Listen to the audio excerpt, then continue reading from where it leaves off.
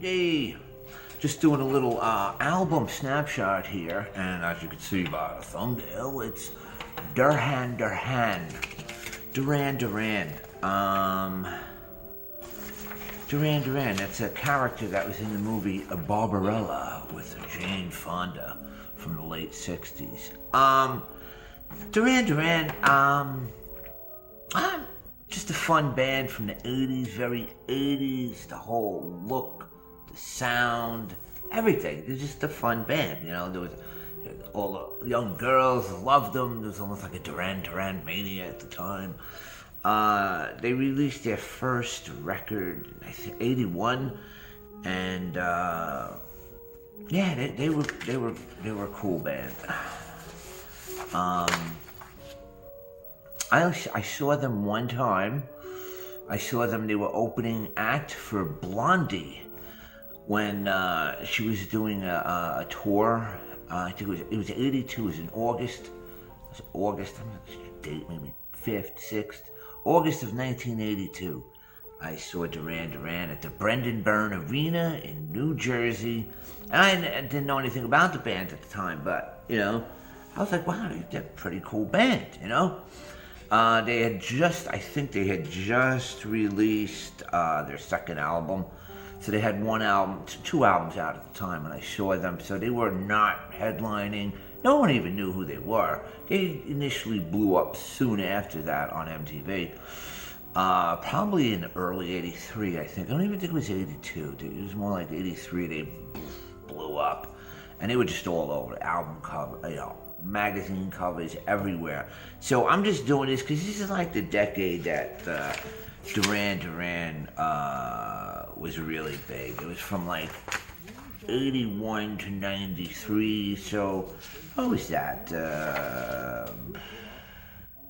About a little over a decade, 11 and a half years or so. But they had amazing output that they did. So let's start off. We're going to start off with their first album titled Duran-A. Look at that. It's just very iconic 80s looking graphics. Let me see if there's anything in the album. I think there might be a couple of pictures of the band. Or not. Just lyrics. This eventually went platinum. This came out in June of 1981 in the U.S. It broke the top 10 in the U.S. Okay, what was it? You know, Girls on Film, Planet Earth, Careless Memories, Is It Something I Should Know? Let me see. Yeah.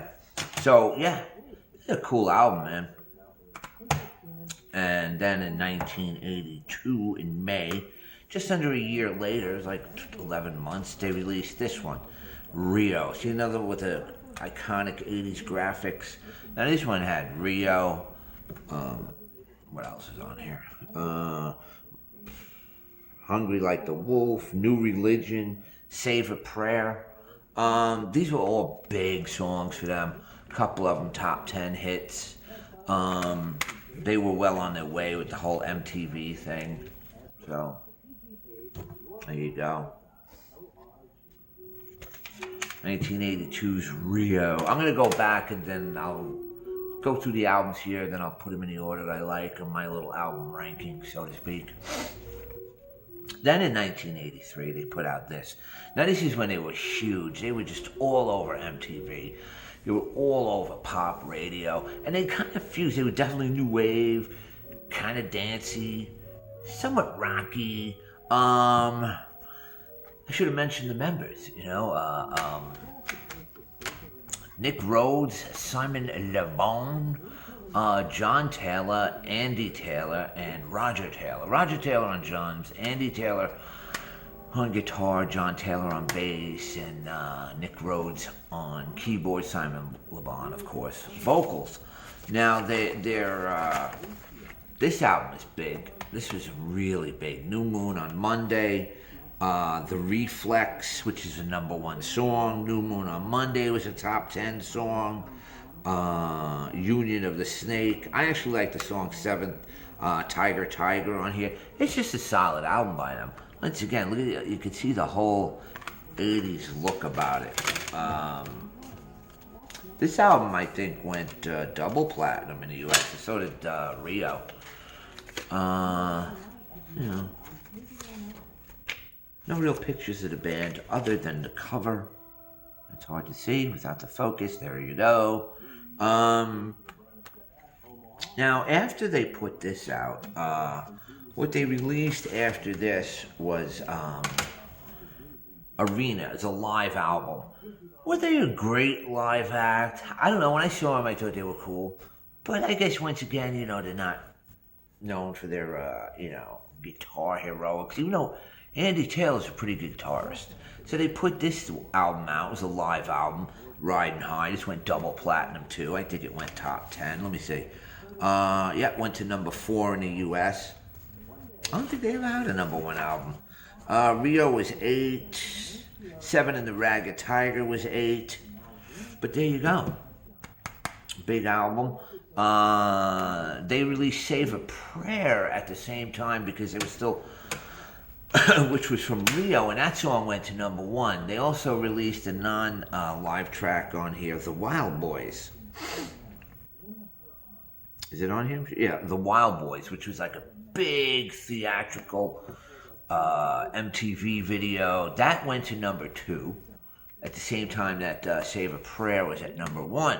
Anyway, so that was their live album. And then after that, they broke it. They didn't really take a break. You had 3 of them: Nick Rhodes, Roger Taylor, and Simon Le Bon formed a group called Arcadia. And John Taylor and Andy Taylor went and formed the Power Station with, and they had really big success with that, the Power Station. Now, I don't have the Power Station record. I forgot the singer's name from the Power Station. Some Like It Hot. You know, what's his name? I can't think of it. I'll think of it after I do the video. It's hard to keep all this. I don't really prepare. I just kind of go off a complete memory when I do this stuff. But anyway, here's the Arcadia album. And the reason I'm including this in with this little batch here, it's kind of like a Duran-A album. It's kind of like a Duran-A album. Election Day is on here. That's really good. Let me see what's on here. I can't even. Election Day, Goodbye Forever, Rose Arcania, The Promise, El Diablo. There's a lot of good, solid songs on here. You know? Like I said, they were just a trio. And when they reconvened, Roger Taylor, the drummer, he retired. He just retired. Andy Taylor, I don't know. He was just kind of in his own world. Went off to do his own thing. So they got, John Taylor came back, the bass player. He's a damn good bass player, too. So they came out, and then they released this one in 1986. This was 85, mind you. 1986, they released the album Notorious. See, now they're officially down to a trio. 2 of the Taylor boys, not related. And they released this one.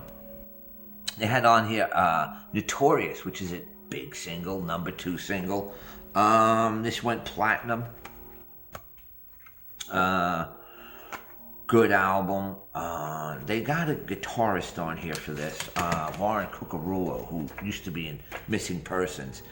And he was with them for a while. He didn't officially become a member of the band at this point, but he was recording and writing with them. So American Science, Skin Trade, Vertigo, Meet El Presidente, Winter Marches, solid Duran album. But their popularity was kind of waning. This went gold in the U.S. It only peaked at 24. No, it peaked at 12. It did go platinum. My mistake. So this came out in 86 and it peaked at 12 in the U.S. And so there you go. And then in 1988, they released this album, Big Thing. Once again, they're still operating as a trio, but this has one of my all-time favorite Duran songs on here, and that's the song All She Wants. It did go gold. It didn't even crack top 20 at this point, But Big Thing's a really good song. I Don't Want Your Love, which was a top 10 hit for them in the U.S. All She Wants, it's just a great synth song. I really like that song. What else is on here? The Edge of America, Land, Lakeshore Driving. Solid album.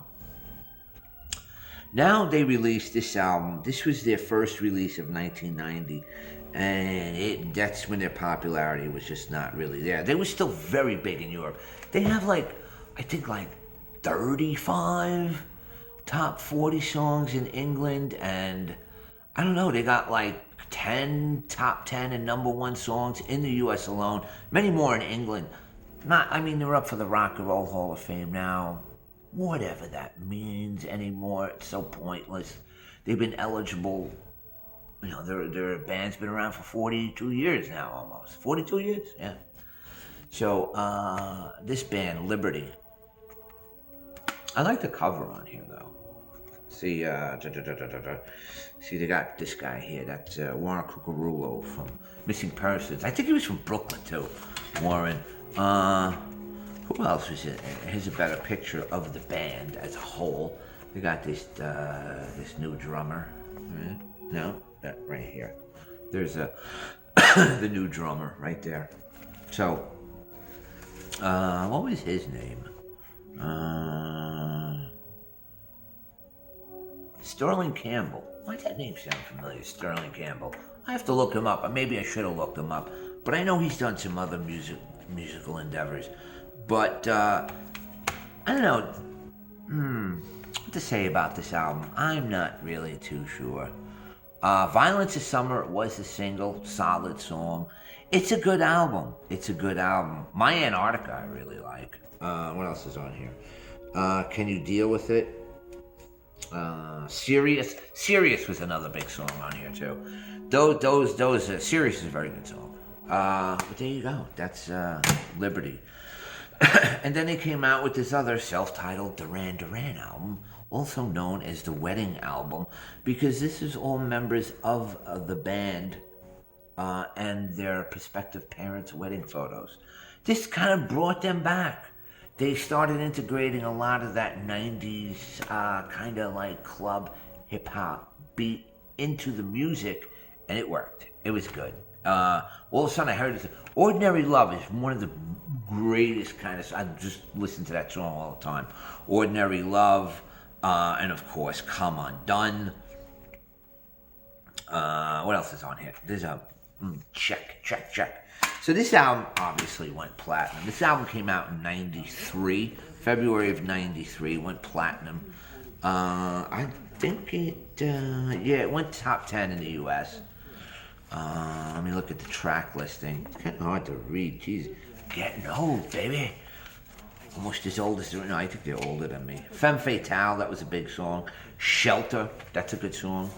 But the two main ones on here, Breath After Breath is a good... It's a solid album. It's really a solid album. Love the lyrics to Ordinary World. It's just a really good song.